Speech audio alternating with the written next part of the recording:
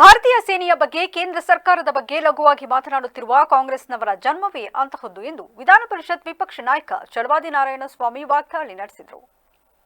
ನಗರದಲ್ಲಿಂದು ಸುದ್ದಿಗಾರರೊಂದಿಗೆ ಮಾತನಾಡಿದ ಅವರು, ಶಾಸಕ ಕೊತ್ತೂರು ಮಂಜುನಾಥ್ ಹೇಳಿಕೆಯನ್ನು ತೀವ್ರವಾಗಿ ಖಂಡಿಸಿದರು. ಮಂಜುನಾಥ್ ಒಬ್ಬರೇ ಅಲ್ಲ, ದಿನೇಶ್ ಗುಂಡೂರಾವ್, ಪ್ರಿಯಾಂಕ್ ಖರ್ಗೆ, ಕೃಷ್ಣ ಬೈರೇಗೌಡ, ಸಂತೋಷ್ ಲಾಡ್ ಸಹ ಮಾತನಾಡಿದ್ದಾರೆ. ಕಾಂಗ್ರೆಸ್ನವರ ಜನ್ಮವೇ ಅಂತಹದ್ದು. ಕಾಂಗ್ರೆಸ್ ದೊಡ್ಡ ನಾಯಕರು ಹೇಳ್ತಾರೆ, ನಾವು ಸತ್ತಂಗೆ ಮಾಡ್ತೀವಿ, ಸೆಕೆಂಡ್ ಲೈನ್ ಲೀಡರ್ಗಳು ಅತ್ತಂಗೆ ಮಾಡ್ತಾರೆ ಅಂತಾರೆ. ಇದೇ ಅವರ ದ್ವಂದ್ವ ನೀತಿ. 26 ಜನರನ್ನ ಧರ್ಮ ಕೇಳಿ ಹೊಡೆದವರು ನಮ್ಮ ದೇಶದವರ. ಅವರು ಉಗ್ರವಾದಿಗಳು. ಉಗ್ರರನ್ನ ಹುಡುಕಿ ಹೊಡಿತೀವಿ ಅಂತ ಮೋದಿ ಹೇಳಿದ್ರು. ಪಾಕಿಸ್ತಾನದವರು ನಮಗೆ ಸಂಬಂಧ ಇಲ್ಲ ಅಂದ್ರು. ಮೊನ್ನೆ ಏಕೆ ಒಪ್ಪಿಕೊಂಡು ನಮ್ಮಲ್ಲಿ ನಡೆಯುವ ಭಯೋತ್ಪಾದನಾ ಚಟುವಟಿಕೆಗಳಿಗೆ ಪಾಕಿಸ್ತಾನ ಕಾರಣ ಎಂಬುದು ಸಾಬೀತಾಗಿದೆ. ಅವರು ನಮ್ಮ ಮೇಲೆ ಯುದ್ಧ ಮಾಡಲು ಬಂದ್ರು. ಅದಕ್ಕೆ ಪಾಕ್ನ 9 ಸ್ಥಳಗಳಿಗೆ ನುಗ್ಗಿ ಹೊಡೆಯುವ ಕೆಲಸ ಮೋದಿ ಮಾಡಿದ್ರು. ಮುಖ್ಯಮಂತ್ರಿಗಳು ಯುದ್ಧ ಬೇಡ ಅಂದ್ರು, ಕೆಲವರು ಬೆಂಬಲ ಕೊಡ್ತೀವಿ ಅಂದ್ರು.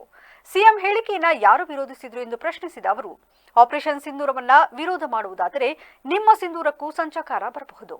ಕಾಂಗ್ರೆಸ್ ಸಿಂಧೂರಕ್ಕೆ ಸಂಚಕಾರ ಬರಬಹುದು, ಎಚ್ಚರಿಕೆಯಿಂದ ಇರಿ. ಅಪಸ್ವರ ತೆಗೆಯುವುದನ್ನ ಬಿಡಿ. ಪಾಕಿಸ್ತಾನ ಕೇಳುವ ಪ್ರಶ್ನೆಯನ್ನೇ ಕಾಂಗ್ರೆಸ್ ಕೇಳ್ತಾ ಇದೆ. Congress is a B team of Pakistan ಎಂದು ಚರಿದ್ರು. ಚಿಕ್ಕಮಗಳೂರಿನಲ್ಲಿ ನಮ್ಮ ಸಹಪಾಠಿ ಭೋಜೇಗೌಡ MLC ಇದ್ದಾರೆ. ಅವರ ಮಗನ ಮದುವೆ, ಅದಕ್ಕಾಗಿ ಹೋಗ್ತಿದ್ವಿ.